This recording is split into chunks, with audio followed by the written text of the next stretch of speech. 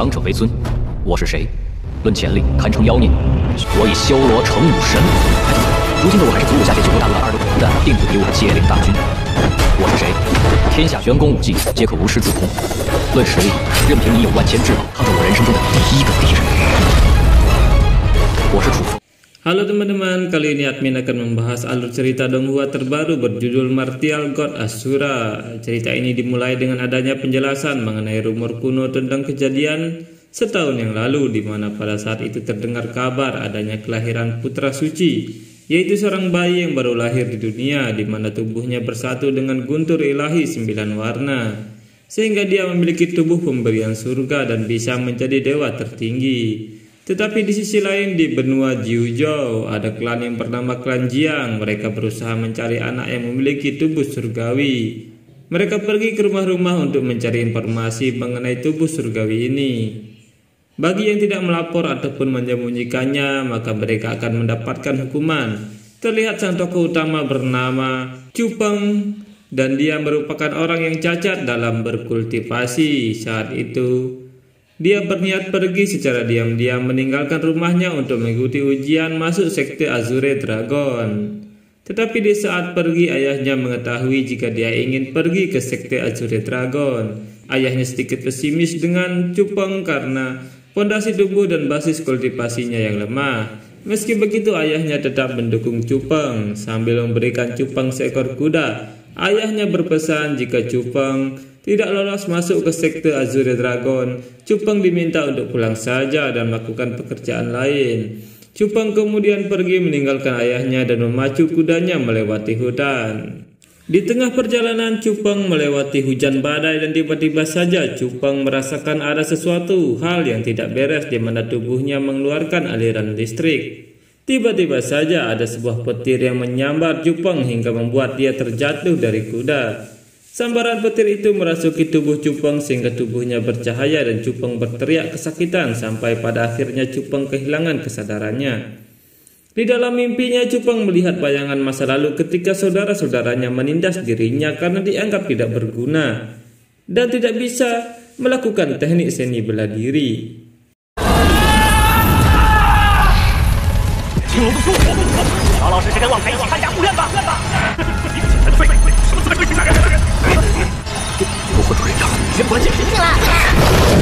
Setelah itu Chu Peng melihat adanya naga yang menghampiri dirinya, lalu dia tersadar. Keesokan harinya di sekte Azure Dragon terlihat sudah banyak orang yang berkumpul untuk mendaftar. Di depan gerbang, Chu Peng bertemu dengan saudara-saudaranya yang sebelumnya telah menghina dan juga menindasnya. Kedatangan Chu Peng membuat mereka terkejut dan juga hal itu membuat mereka marah karena mereka tidak mau keluarga mereka dipermalukan oleh Chu Peng. Mereka takut jika prestasi buruk dari Chu Peng ini akan mempermalukan keluarga Chu, sehingga Chu Cheng tidak mau melayani Chu Peng dalam pendaftaran dan dia bersama Chu Zhen pergi dari sana. Tentu saja itu membuat Chu Peng marah karena dirinya tidak dilayani, tapi Chu Peng malah dipermalukan oleh Chu Cheng. Tiba-tiba saja seorang wanita bernama Surou yang merupakan salah satu tetua di sekte Azure Dragon. Dia memberitahu kalau mereka tidak boleh melakukan penindasan di wilayah sekte Azure Dragon.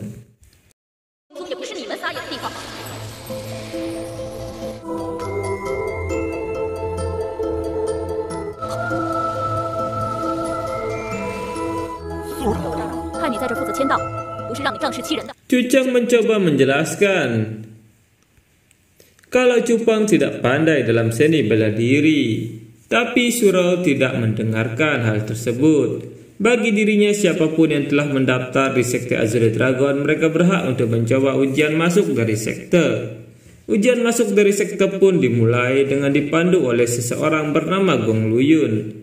Gong Luyun memberitahukan bahwa mereka harus memasuki gerbang ini dan jika mereka bisa keluar sebelum matahari terbenam, mereka bisa bergabung dengan sekte Azure Dragon. Gong Luyun juga menjelaskan bahwa peringkat pertama akan dibebaskan dari tes bakat dan langsung dipromosikan menjadi murid inti. Juga akan mendapatkan 5 rumput roh peri dan 3 gerakan guntur yang diciptakan oleh pendiri sekte, yaitu Master King Long. 入门后免于天赋测试。其3是本门祖师青龙道人所创的4段武技，雷阶晋级为核心弟子。其其二，可得仙灵曹营3世。时辰已至，考核开始。 Mendengar itu semua murid langsung memasuki gerbang tersebut untuk mengikuti ujian. Tapi setelah masuk mereka kebingungan karena di dalam seperti labirin dan mereka terlihat hanya berputar-putar lalu menemukan jalan buntu. Dan saat itu terlihat Cupang sedang berjalan menyusuri lorong dan dia mendengar suara yang sedang memandunya melewati lorong-lorong itu. Tapi Cupang yang mendengar suara itu terlihat kebingungan dari mana asal suara itu. Di saat bersamaan, pengawas dari Sekte Azure Dragon menyadari jika ada murid yang menggunakan kekuatan mental dalam mengikuti ujian. Dengan mengikuti panduan suara itu, Cupang akhirnya sampai di sebuah tempat penyimpanan harta karun dan di sana Cupang mendapatkan 2 harta karun. Tapi tiba-tiba saja muncul banyak monster yang mengepung Cupang. Cupang yang panik kemudian meminta kepada suara misterius untuk memandu dirinya menghadapi situasi ini. Tapi suara tersebut tidak lagi keluar dari kepala Cupang. Itu membuat Cupang semakin panik. Para monster mulai menghajar Cupang yang tidak berdaya dan bahkan dia tidak bisa melawan balik.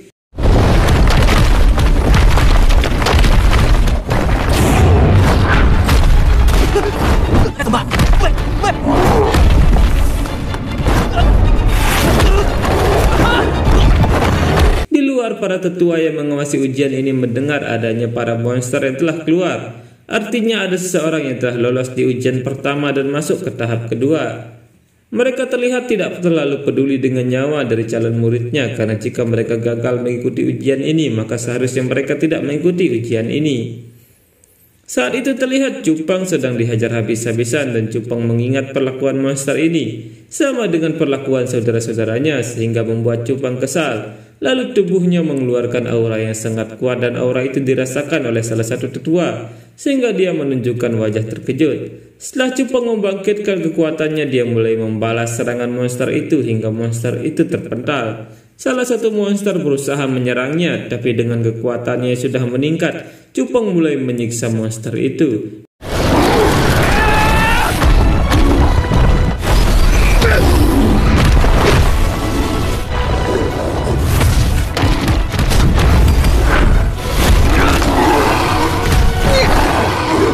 Melihat hal itu, tentu saja monster yang lain menjadi ketakutan.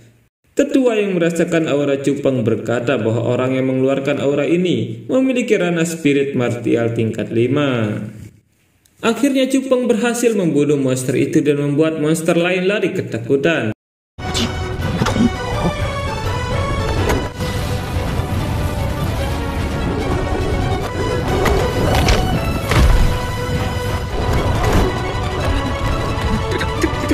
Tidak lama kemudian Chuzhen tiba di tempat Cupang dan di sana dia terkejut setelah melihat orang yang berada di hadapannya adalah Cupang dan bagaimana bisa Cupang memiliki kekuatan sebesar ini.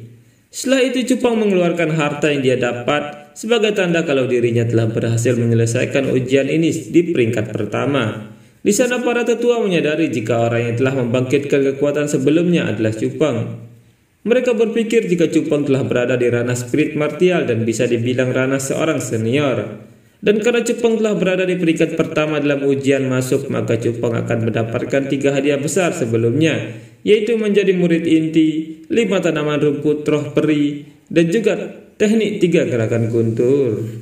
Setelah Cupang mendapatkan hadiah itu, Cupang langsung melakukan kultivasi di kamarnya. Tetapi di saat itu saudara-saudara Cupang yang berasal dari keluarga Chu datang ke tempat Cupang untuk menyuruh Cupang memberikan hadiah-hadiah yang telah dia dapatkan, yaitu rumput peri dan juga teknik guntur. Cupang yang mendengar itu tentu saja tidak mau menyerahkan hadiah itu. Tapi karena mereka terlalu banyak bicara, akhirnya Cupang menghajar Chu Cheng dan Chuzhen dengan sangat mudah. Melihat itu senior mereka Chu Wei dibuat terkejut karena Cupang telah mencapai tingkat spirit martial tingkat 5 dan jauh lebih kuat darinya.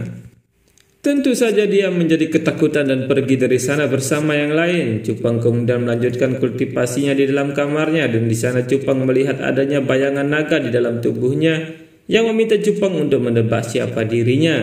Cupang hanya tersenyum dan melanjutkan latihannya. Keesokan harinya dia dikejutkan dengan semua keluarga Chu berlutut dan meminta Cupang masuk ke aliansi Chu. Tapi Cupang terlihat tidak tertarik. Saat dia pergi keluar, dia terkejut melihat banyak aliansi yang ingin merekrutnya. Tapi tiba-tiba datang 2 orang dari aliansi Yi yang merupakan aliansi nomor 1 di sekte.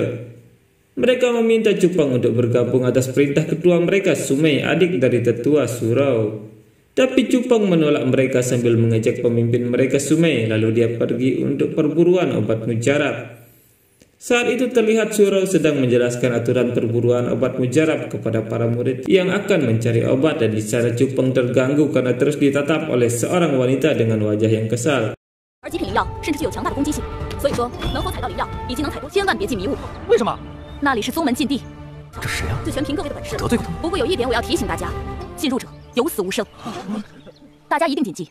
Wanita itu ternyata adalah Sumei, pemimpin aliansi yang kesal pada Cupang karena menolak bergabung dan juga telah menghinanya. Surau juga menjelaskan agar mereka tidak masuk ke area berkabut, karena di sana merupakan area terlarang dan tidak ada yang bisa keluar hidup-hidup dari sana. Setelah itu mereka semua kemudian pergi ke hutan untuk mencari obat mujarab, dan saat Cupang akan ikut berebut obat, naga di tubuhnya mengatakan untuk tidak perlu berebut karena dia tidak akan mendapatkan barang bagus di sana. Menurut naga itu Cupang bukan orang biasa sehingga dia bisa masuk ke area terlarang untuk mendapatkan obat tingkat tinggi. Mengikuti saran itu Cupang mulai masuk ke area terlarang. Dan terlihat Sumei mengikutinya. Sambil berjalan masuk, Cupang menanyakan apa yang ada di dalam perutnya, dan naga itu mengatakan bahwa itu memang sejak awal ada di tubuhnya. Naga itu mengatakan bahwa benda itu adalah guntur ilahi 9 warna. Dan naga itu menjelaskan bahwa guntur ilahi sedang mengalami kebangkitan sehingga Cupang bisa menerobos tingkat yang lebih tinggi dalam waktu yang singkat. Menurut naga itu Cupang sekarang tinggal di bagian alam bawah Ancestor Martial, dan masih banyak lagi alam di atas sana yang memiliki kekuatan yang jauh lebih besar. Menurut naga itu Cupang kemungkinan berasal dari salah satu alam atas. Ketika Cupang bertanya tentang identitas naga itu dan kenapa dia ada di dalam tubuhnya, naga itu menolak memberitahu Cupang. Saat Cupang menemukan tanaman obat di sana, dia terkejut melihat banyak tulang manusia dan tanaman obat. Tapi Sumei muncul dan menyerang Cupang karena telah menyebutnya Sumei yang jelek. 你就是异魔的苏美。与你相帮了，自己知道。臭女人，不是说谁非让我把你上这地方，竞夺到第1名就得相互显人。别是你也嫉妒我得第1名吧？懒懒的，喂，发什么了？ 这是什么东西？ Sumei terus menyerang, tapi Cupang hanya menghindari serangan Sumei hingga akhirnya ada kabut yang muncul di sana bersama dengan munculnya roh kakek-kakek. Cupang yang melihat roh itu terkejut, tapi Sumei tidak bisa melihatnya. Kakek itu terkejut melihat Cupang ternyata bisa melihatnya, dan tiba-tiba Sumei diikat oleh suatu kekuatan, dan dengan cepat Cupang menolongnya sehingga dia juga ikut terikat. Melihat itu kakek tua berkata bahwa wanita itu menyerangmu tapi kamu malah menolongnya. Kakek tua yang mengira mereka berdua akan mati tiba-tiba dikejutkan dengan cahaya yang keluar dari perut Cupang. Cahaya itu meledak dan menghancurkan kekuatan yang mengikat mereka sehingga akhirnya mereka tidak sadarkan diri.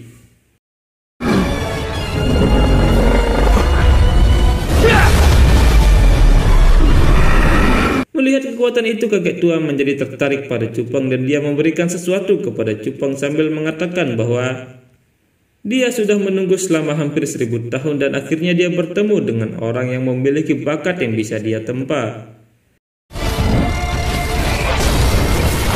总算遇到个可塑之才，希望你不会让老夫等了几千年。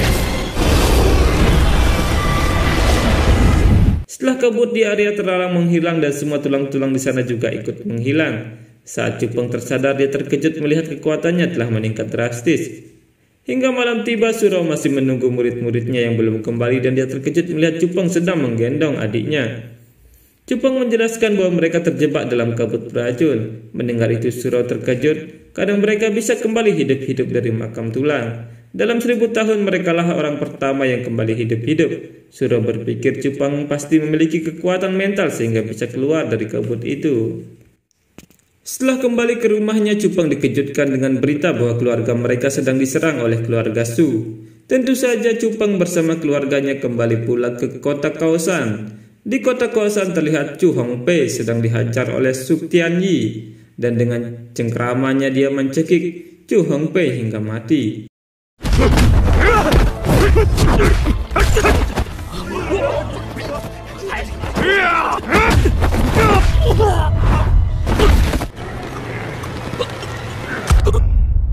Melihat itu ayah Cupeng menjadi marah dan bersiap melawan Su Tianyi yang memiliki ranah lebih tinggi darinya.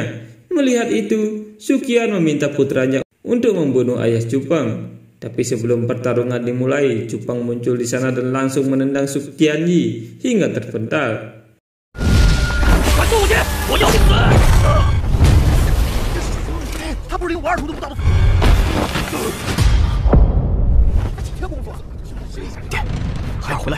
Semua penduduk terkejut melihat perkembangan Cupeng yang bisa menjatuhkan Su Tianyi.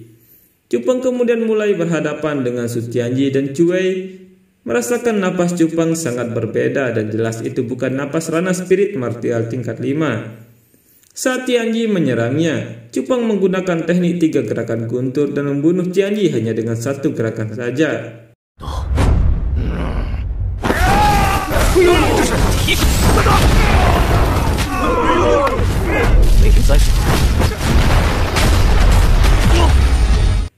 Melihat itu, Su Qian terkejut dan dia mulai menyerang Cupeng, tapi dengan sekali tendang Cupeng mengalahkan Su Qian. Tentu saja itu membuat semua orang terkejut dan Cupeng berkata, "Jika kamu berani menghina ayahku, kamu harus memikirkan akhir seperti ini. Dan siapapun yang berani mencari masalah dengan keluarganya akan berhadapan dengannya." 拿我爹那一刻起，就该想到会有这个结局。自你。 Sekian video kali ini, kita bertemu lagi pada video berikutnya. Bye-bye.